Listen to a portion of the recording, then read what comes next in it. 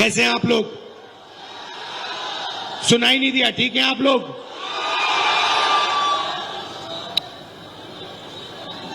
देश में क्या हो रहा है वो आप बहुत अच्छी तरह समझते हो। आज अंबेडकर जी को हम याद करते हैं। अभी हमने अंबेडकर जी पर फूल चढ़ाए, उनकी फोटो पर फूल चढ़ाए। अंबेडकर जी ने, गांधी जी ने, नेहरू जी ने देश को संविधान दिया था और आज नफरत भरी विचारधारा बीजेपी की, आरएसएस की नफरत फैलाने वाली विचारधारा संविधान को खत्म करने की कोशिश कर रही है, संविधान को मिटाने की कोशिश कर रही है। सीधा सामने आकर संविधान पर आक्रमण नहीं कर सकते हैं, मगर जहां भी इनको मौका मिलता है ये संविधान पर आक्रमण करते हैं। संस्थाओं में अपने लोगों को बैठाते हैं, वोट चोरी करते हैं, लोकतंत्र को खत्म करने की कोशिश करते हैं। कन्याकुमारी से कश्मीर तक हम चले भारत जोड़ो यात्रा में, और हमारी लड़ाई देश में आरएसएस, बीजेपी की नफरत भरी विचारधारा के खिलाफ है।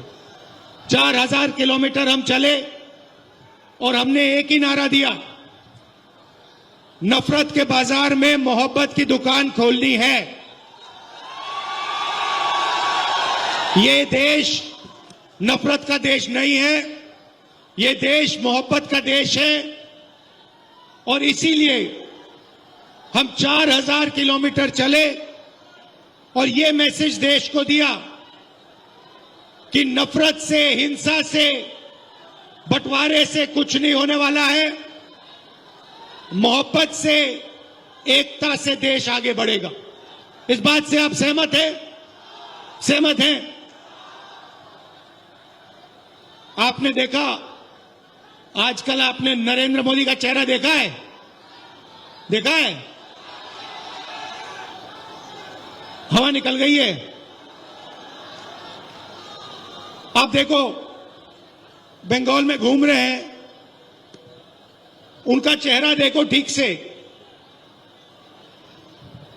वो मेरी आंख में आंख नहीं मिला सकते हैं।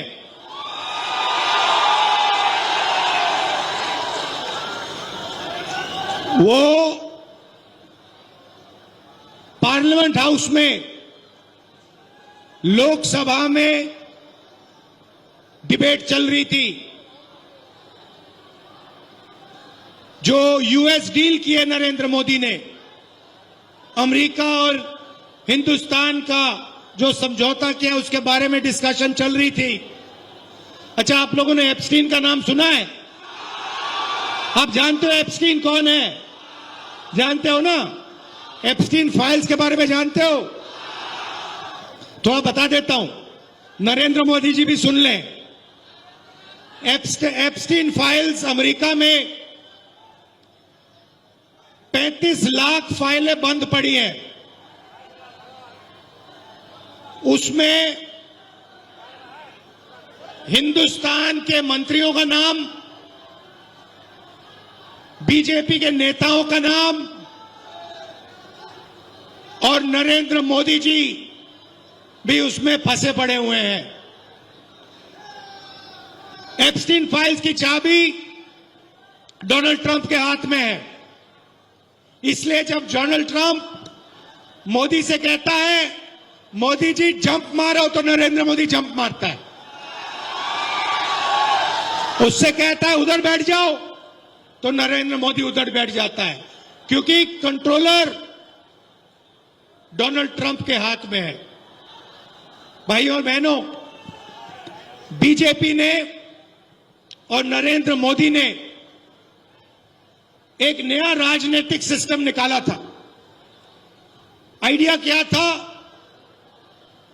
कि पूरा का पूरा फाइनेंस, पार्टी का जो पैसा है, पूरा का पूरा एक जगह रख दो। कौन सी जगह? अदानी। तो उन्होंने क्या किया? उन्होंने, नरेंद्र मोदी ने बीजेपी को अदानी कंपनी से जोड़ दिया। अदानी के लिए बीजेपी काम करवाती है और अदानी पैसा, सपोर्ट, मीडिया, फाइनेंस सारा का सारा बीजेपी को देती है। ये इनका सिस्टम है। तो सचमुच में ये अदानी कंपनी नहीं है, इसका नाम मोदानी कंपनी होना चाहिए। ये आधी अदानी की है और आधी ये मोदी की है। अब हुआ क्या? इन्होंने पूरा का पूरा फाइनेंस इस कंपनी में डाल दिया और डोनाल्ड ट्रंप और अमेरिका ने कंपनी को पकड़ लिया। अदानी पर अमेरिका में केस लगा दिया। आप पता नहीं जानते हो, नहीं जानते हो, अदानी के पास बहुत पैसा हो, अदानी बहुत अमीर हो, मगर अदानी हिंदुस्तान से आज बाहर नहीं जा सकता है। क्योंकि अगर अदानी बाहर जाएगा तो अमेरिका उसको पकड़ के अमेरिका ले जाएगा और फिर मोदी का जो गुब्बारा बनाया गया है, उसमें जो 10-15 साल से गैस भरी जा रही है, हवा भरी जा रही है, वो गुब्बारा फटाक से फटेगा। तो यह मैं आपको क्यों बता रहा हूं? क्योंकि नरेंद्र मोदी का पूरा कंट्रोल डोनाल्ड ट्रंप के हाथ में है। अब पार्लियामेंट की बात, लोकसभा में डिबेट चल रही, मेरा भाषण शुरू होता है, नरेंद्र मोदी देश से कहता है मेरी 56 इंच की छाती है। सुना आपने? 56 इंच की छाती है। डिबेट शुरू होती है, मैं डिबेट शुरू करता हूं और मैंने वहां पे काम शुरू कर दिया। जो मैं अभी आपसे बोल रहा हूं वो मैंने शुरू कर दिया। एप्स्टीन, अदानी, और मेरे पास थोड़ा ज्यादा इंफॉर्मेशन है जो मैंने आपको अभी बताया नहीं। मोदी जी की हवा निकल गई। अमित शाह से कहते हैं इसको चुप करवाओ, इसको चुप करवाओ। वो पूरे इशारे चल रहे हैं, मैं रुका नहीं। एक बार रोका, नहीं रुका, दूसरी बार रोका, नहीं रुका, तीसरी बार रोका, नहीं रुका, और फिर नरेंद्र मोदी जी उठे, टीवी पे आप देखो, उठे और पार्लियामेंट, लोकसभा से बाहर निकल के भाग गए। 56 इंच की छाती होगी मगर आंख में आंख नहीं मिला सकता, दम नहीं है आदमी में। और हिंदुस्तान को भयंकर धोखा दिया नरेंद्र मोदी ने। अमेरिका के साथ जो इन्होंने समझौता किया है उसका नुकसान बीजेपी को नहीं होगा, उसका नुकसान आपको होगा, देश की जनता को होगा, बंगाल को होगा, किसानों को होगा, मजदूरों को होगा, छोटे व्यापारियों को होगा। देश को बेच दिया है। मैं फिर से बोलता हूं, नरेंद्र मोदी को अमेरिका ने कंट्रोल किया और नरेंद्र मोदी जी ने हिंदुस्तान को बेच दिया। समझौते के बारे में थोड़ा सा आपको बताना चाहता हूं। नरेंद्र मोदी ने पहली बार हिंदुस्तान के कृषि सेक्टर को अमेरिका के किसानों के लिए खोल दिया। डील के बाद अमेरिका के किसान अपना माल, अपनी दाल, अपना सोया, अपना कपास, अपने अखरोट, बादाम, अपने फल हिंदुस्तान में बेच पाएंगे। अब आप देखिए, हिंदुस्तान में खेत छोटे होते हैं, मैकेनाइजेशन कम है, हमारे किसानों के पास बड़ी बड़ी मशीनें नहीं होती हैं। अमेरिका में 1000, 10,000, 50,000 एकड़ के खेत होते हैं, पूरा मैकेनाइजेशन है, कंबाइन हार्वेस्टर, ट्रैक्टर, पूरी मशीनरी से काम होता है। आप ही सोचिए, अगर उनके किसानों का माल हिंदुस्तान में बिकेगा, हमारे सारे के सारे किसान बर्बाद हो जाएंगे।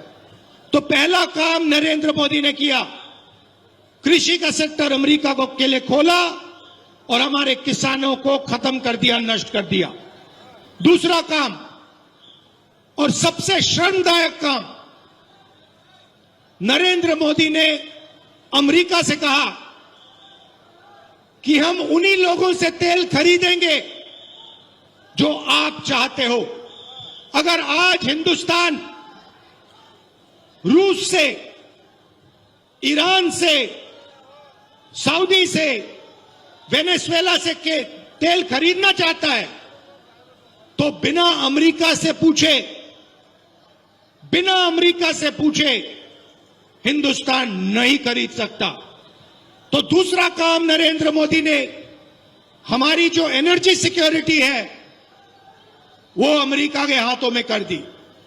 तीसरा काम भाइयों और बहनों, और जो यहां युवा लोग हैं, ये आप इसको समझोगे, हर रोज जब आप फोन चलाते हो, इंस्टाग्राम देखते हो, आप डेटा बनाते हो। डेटा 21वीं सदी का सबसे जरूरी चीज है। जो पहले देश की शक्ति तेल से बनती थी, पेट्रोलियम से बनती थी, अब देश की शक्ति डेटा से बनती है। भाइयों और बहनों, नरेंद्र मोदी ने हिंदुस्तान का डेटा अमेरिका के हवाले कर दिया।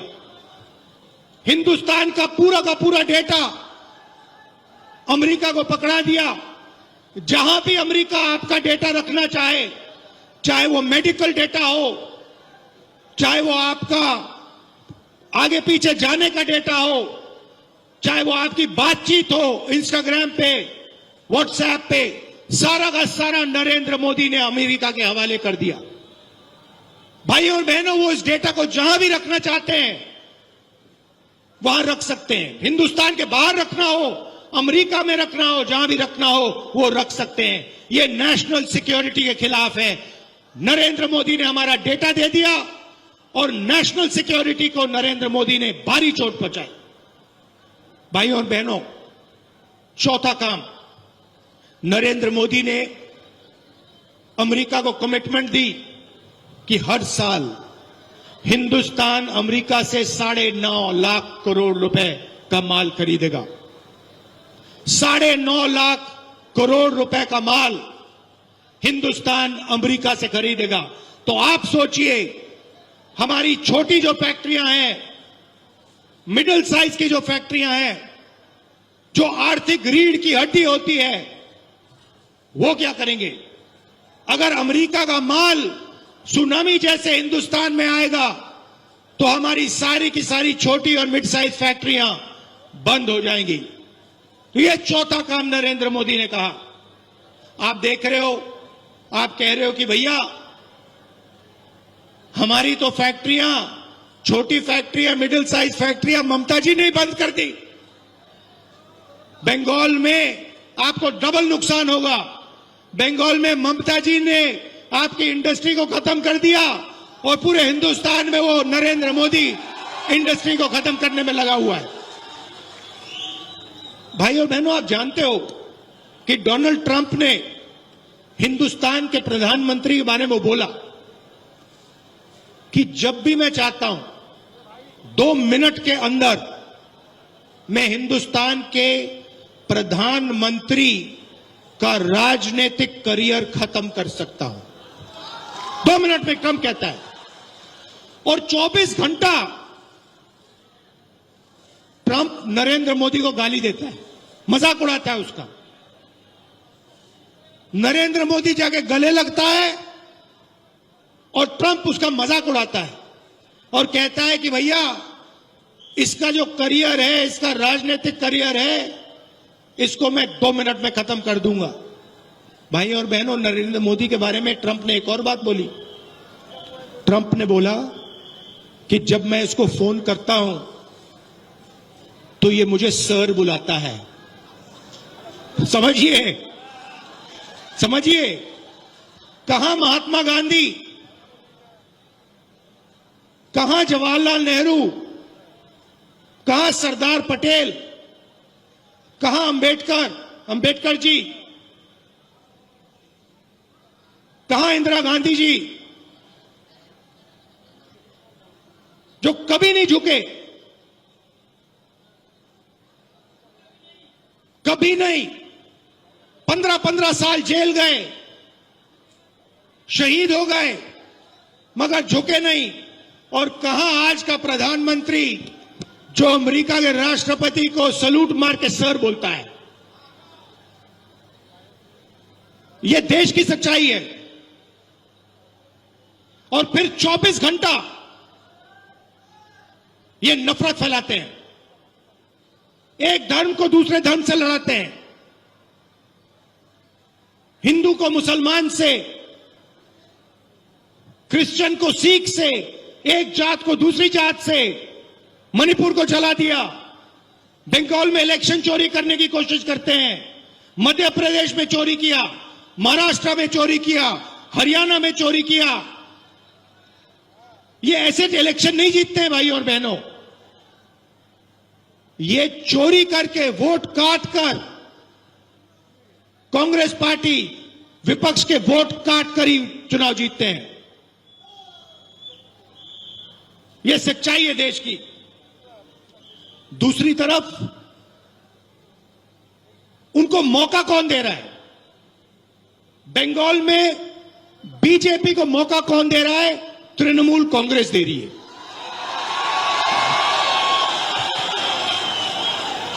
बीजेपी बंगाल को पैसा नहीं देती है।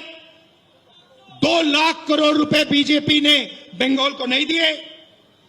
मनरेगा का पैसा काट दिया।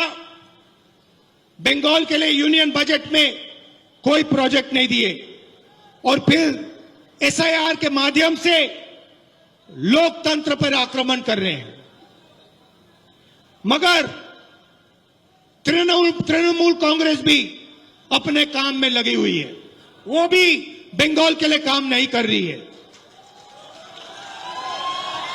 अगर नरेंद्र मोदी जी भ्रष्ट हैं, मैंने अदानी जी की बात की, तो तृणमूल कांग्रेस भी भ्रष्टाचार की रेस में कम नहीं है। भाइयों और बहनों, Sharda chit fund scam, 17 lakh investors का पैसा, 1900 करोड़ रुपए उनको वापस नहीं दिया। Rose Valley chit fund scam, 31 lakh investors का पैसा लिया, 6,600 करोड़ रुपए अभी तक वापस नहीं दिए। Coal smuggling scam, illegal mining, transport, गुंडा टैक्स कलेक्शन होता है यहां पे ट्रांसपोर्टर्स और परचेजर से, और यहां पे बंगाल की जनता का फायदा नहीं होता है। यहां पे सिर्फ तृणमूल कांग्रेस का जो सिंडिकेट है उसको ये 24 घंटा पैसा देते रहते हैं, हिंसा फैलाते हैं, मारपीट करते हैं और झूठे वायदे। तृणमूल कांग्रेस ने 2021 में बंगाल से वायदा किया था, मुझे याद है, 5 लाख लोगों को रोजगार देंगे, ये उनका वायदा था। कितने लोगों को रोजगार दिया? कितनी कंपनियां बंद हुई? कितने मैन्युफैक्चरिंग यूनिट बंद हुए? और अभी 84 लाख युवाओं ने अनएम्प्लॉयमेंट अलाउंस के लिए अप्लाई किया है।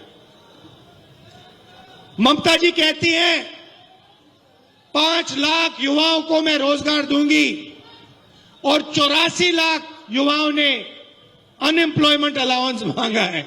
मजाक हो रहा है बंगाल के साथ। बंगाल पहले इंडस्ट्रियल हब हुआ करता था, इंडस्ट्रियल सेंटर होता था। कम्युनिस्ट ने और उसके बाद ममता जी ने बंगाल की पूरी इंडस्ट्री को खत्म कर दिया, नष्ट कर दिया। और अगर हम हिंसा की बात करें, महिलाओं की बात करें, तो RG Kar rape and murder case की भी बात करनी होगी। भाइयों और बहनों, बंगाल में कोई अकाउंटेबिलिटी नहीं है। जो भी टीएमसी के लोग करना चाहते हैं, टीएमसी के गुंडे करना चाहते हैं, वो कर सकते हैं। कांग्रेस के नेताओं को मारते हैं, हिंसा करते हैं। तपन कुंडू यहां हमारा आईएनसी का लीडर था, उसका मर्डर कर दिया। और दोनों बीजेपी और टीएमसी हिंसा का प्रयोग करते हैं। कांग्रेस पार्टी हिंसा के खिलाफ है। हम नफरत नहीं फैलाते हैं। हम एक धर्म को, एक धर्म को दूसरे धर्म से, जात को दूसरी जात से, एक भाषा को दूसरी भाषा से कभी नहीं लड़ाते हैं। हम जोड़ने का काम करते हैं, क्योंकि हम जानते हैं सत्य और अहिंसा से के रास्ते से ही देश आगे बढ़ेगा। भाइयों और बहनों, चुनाव में हमने बंगाल को मैनिफेस्टो में वायदे किए। सबसे पहला वायदा 10 लाख रुपए हेल्थ इंश्योरेंस, हर परिवार को फ्री कैंसर और डायलिसिस ट्रीटमेंट डिस्ट्रिक्ट हॉस्पिटल में।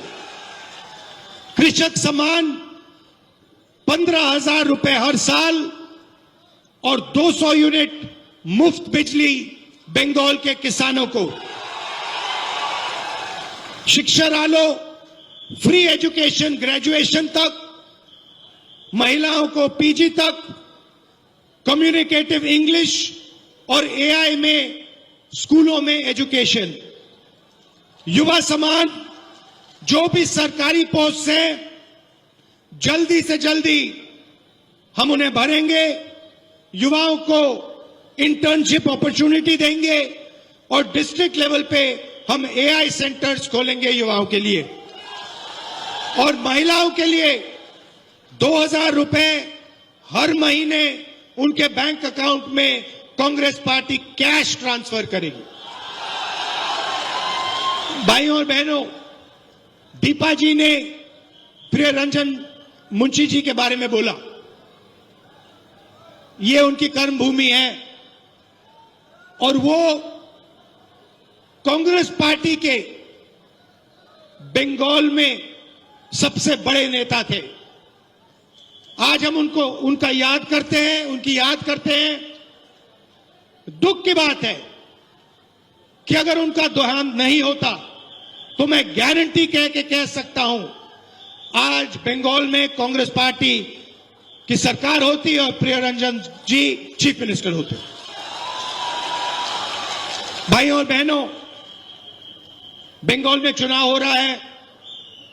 एक तरफ बीजेपी, जिसकी नफरत भरी विचारधारा है, हिंसा फैलाती है, उनके प्रधानमंत्री कॉम्प्रोमाइज्ड हैं, उनकी तो बात ही नहीं करनी। दूसरी तरफ